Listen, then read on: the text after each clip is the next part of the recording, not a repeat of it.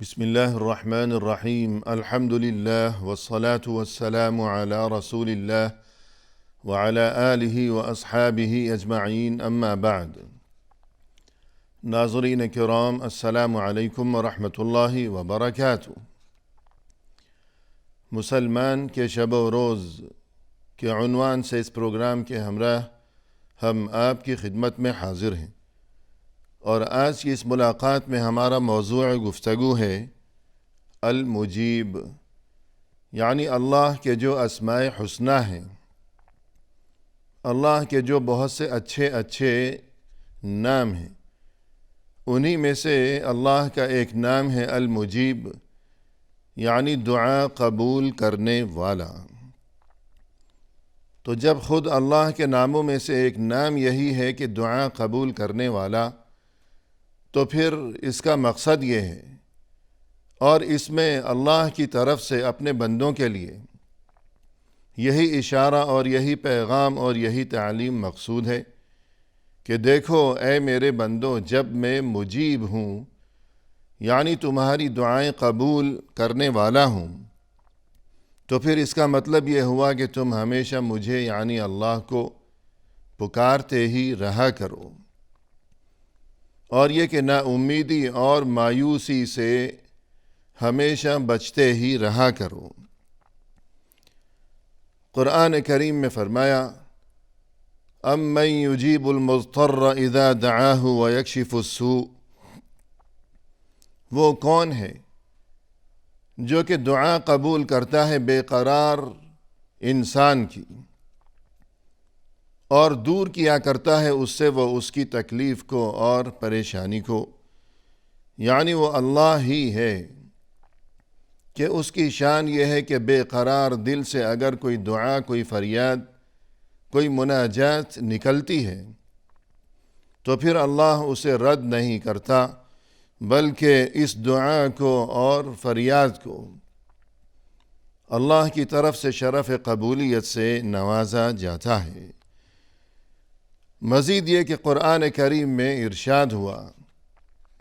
ان ربی قریب مجیب،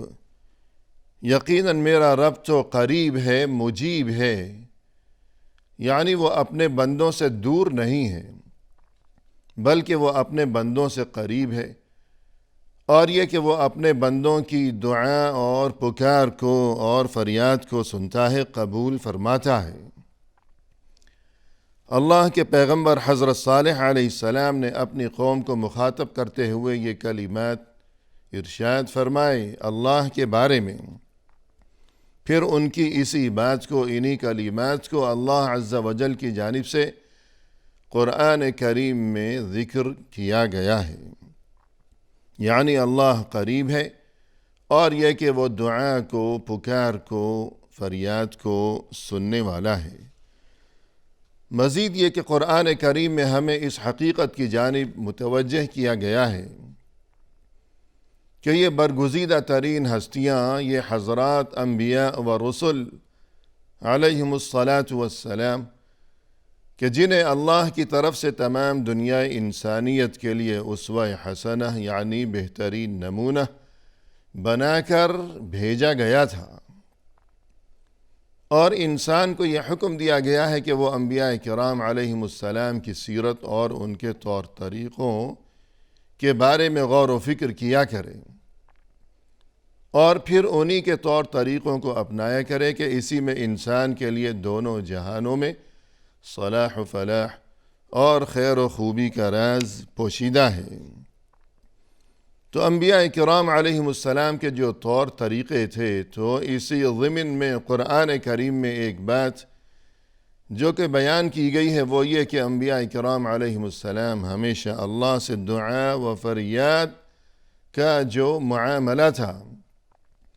تو اس سلسلے میں وہ ہمیشہ بہت زیادہ پابندی کیا کرتے تھے۔ مثلاً اللہ کے پیغمبر حضرت نوح علیہ السلام کے بارے میں قرآن کریم میں یہ تذکرہ کیا گیا، فرمایا کہ وَلَقَدْ نَادَانَا نُوحٌ فَلَنِعْمَ الْمُجِيبُونَ، نوح نے ہمیں پکارا تھا اور ہم تو بہت ہی بہترین ہیں پکار کو قبول کرنے والے۔ مجیب کا لفظ یہاں قرآن کریم میں وارد ہوا، اور ہمارا موضوع گفتگو بھی یہی ہے کہ مجیب، اللہ مجیب ہے، یعنی دعا کو قبول کرنے والا۔ اسی طرح ایوب علیہ السلام کے بارے میں قرآن کریم میں یہ تذکرہ کیا گیا، وَأَيُّوبَ إِذْ نَادَى رَبَّهُ أَنِّي مَسَّنِيَ الضُّرُّ وَأَنْتَ أَرْحَمُ الرَّاحِمِينَ۔ ایوب علیہ السلام نے جب اپنے رب کو یوں پکارا کہ یا اللہ مجھے تو اب بہت زیادہ تکلیف پہنچ چکی ہے، اور یہ کہ یا اللہ تو تو سبھی سے بڑھ کر رحم کرنے والا ہے، تو جب ایوب علیہ السلام نے اللہ کو یوں پکارا بے قراری کی کیفیت میں کہ اب تو مجھے بہت زیادہ تکلیف پہنچ چکی ہے، اور یہ کہ یا اللہ تو سب سے بڑھ کر رحم کرنے والا ہے، تو نتیجہ یہ ہوا کہ فَاسْتَجَبْنَا لَهُ، ہم نے ان کی پکار کو، ان کی فریاد کو قبول کیا۔ فَكَشَفْنَا مَا بِهِ مِن ضُرٍّ، اور انہیں جو تکلیف تھی اس تکلیف کو ہم نے دور کر ڈالا۔ اسی طرح اللہ کے پیغمبر یونس علیہ السلام کے بارے میں قرآن کریم میں یہ تذکرہ کیا گیا، لا الہ الا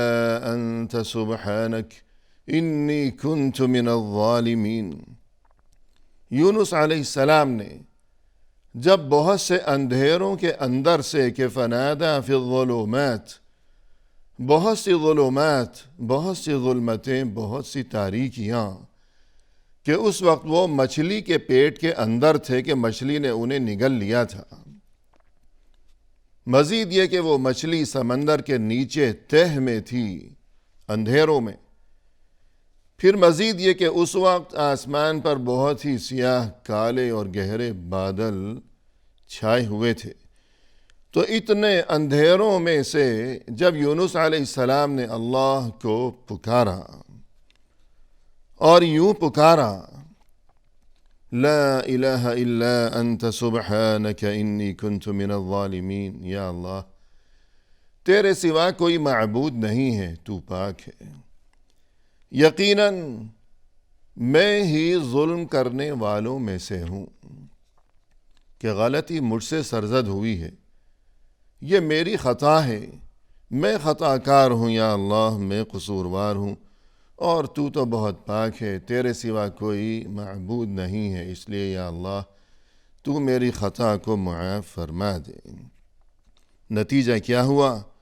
فَاسْتَجَبْنَا لَهُ وَنَجَّيْنَاهُ مِنَ الْغَمِّ،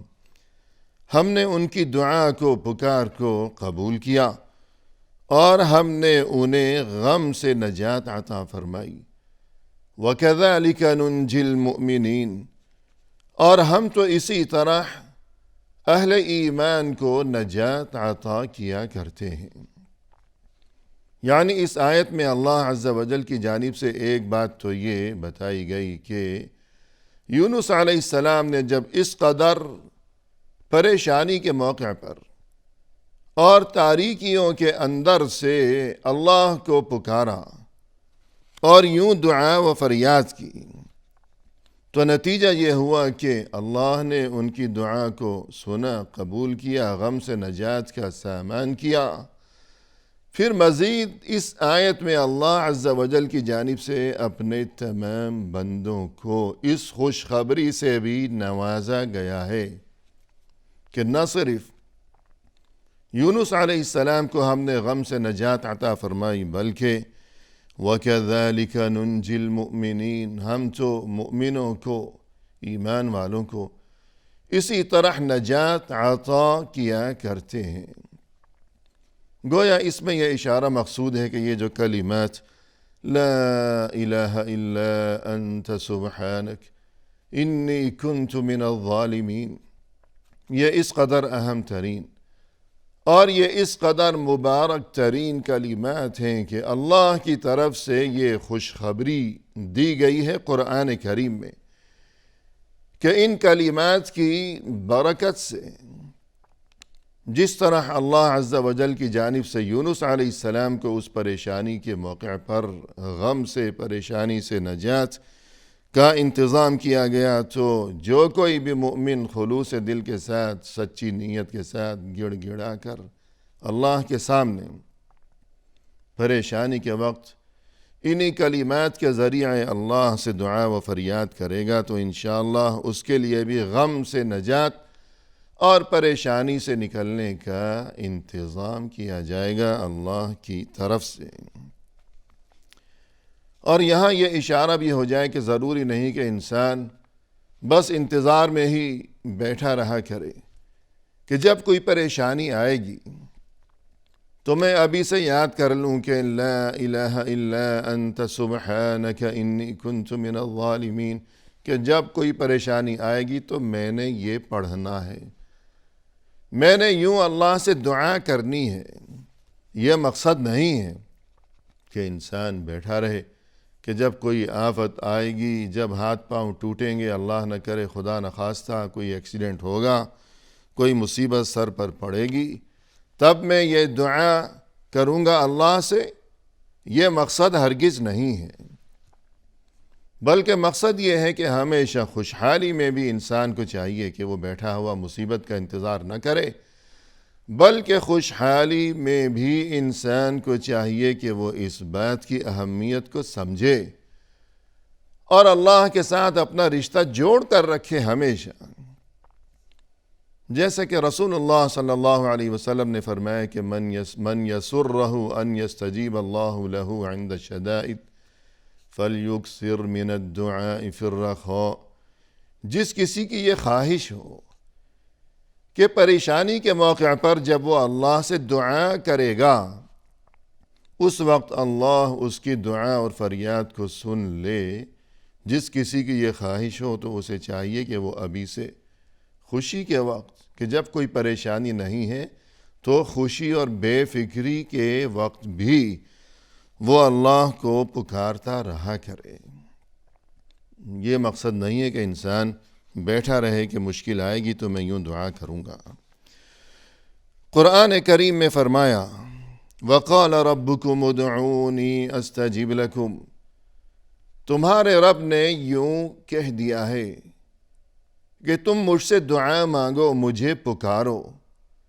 میں تمہاری دعا کو قبول کیا کرتا ہوں۔ خود اللہ کی طرف سے دعا کا حکم دیا گیا کہ مجھے پکارو،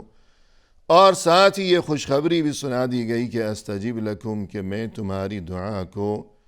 قبول کیا کرتا ہوں۔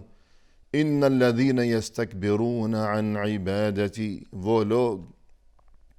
جو کہ میری عبادت کے معاملے میں تکبر دکھایا کرتے ہیں، سیدخلون جہنم داخرین، وہ تو ضرور جہنم میں داخل ہو جائیں گے ذلت و رسوائی کی کیفیت میں۔ تو اس آیت میں پہلے دعا کا حکم دیا گیا اور یہ خوشخبری سنائی گئی کہ مجھے پکارو تو میں تمہاری دعا کو، تمہاری پکار کو قبول کروں گا۔ ساتھ یہ بات بھی بتا دی گئی کہ جو کوئی تکبر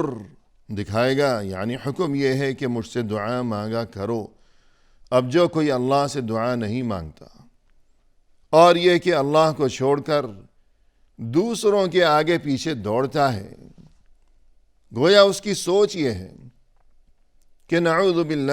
باللہ اللہ سے تو کچھ ملنے والا ہے نہیں، بس کسی سیٹ سے مانگ لو، کسی بڑے آدمی سے، کسی آفیسر کی خوشامد کر لو تو شاید کام بن جائے گا۔ تو یوں اس طرح کی سوچ رکھنا یہ بہت ہی قبیح ترین معاملہ ہے۔ تو فرمایا کہ مجھ سے دعا مانگو، میں قبول کروں گا، اور جو کوئی تکبر دکھائے گا تو وہ جہنم میں جائے گا ذلیل ہو کر۔ تو اس سے یہ بات سمجھ میں آئی کہ جو کوئی تکبر دکھائے گا، یعنی اللہ کا یہ حکم ہے کہ مجھ سے دعا مانگو، اب جو کوئی اللہ سے دعا نہیں مانگ رہا گویا وہ اللہ کے سامنے تکبر دکھا رہا ہے۔ اور جو کوئی اللہ کے سامنے تکبر دکھائے گا کہ اللہ احکم الحاکمین، بادشاہوں کا بادشاہ،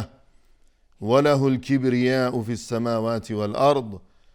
تمام زمین و آسمان میں کبریائی اور عظمت اور بڑائی اور بزرگی یہ تو صرف اللہ ہی کے لیے ہے۔ جو سب سے بڑا ہے کہ اللہ اکبر، اللہ سبھی سے بڑا ہے، جو سب سے بڑا ہے۔ اب جو کوئی اس کے سامنے اپنی بڑائی دکھانے کی کوشش کرے گا تو پھر اس کا کیا انجام ہوگا، یہ بات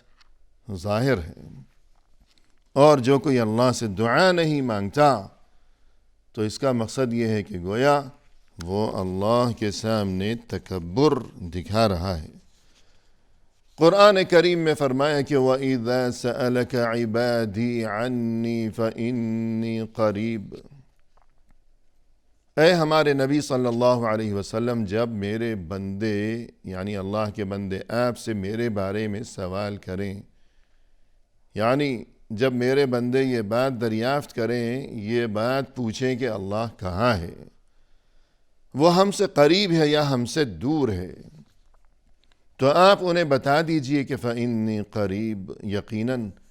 میں تو بہت ہی قریب ہوں۔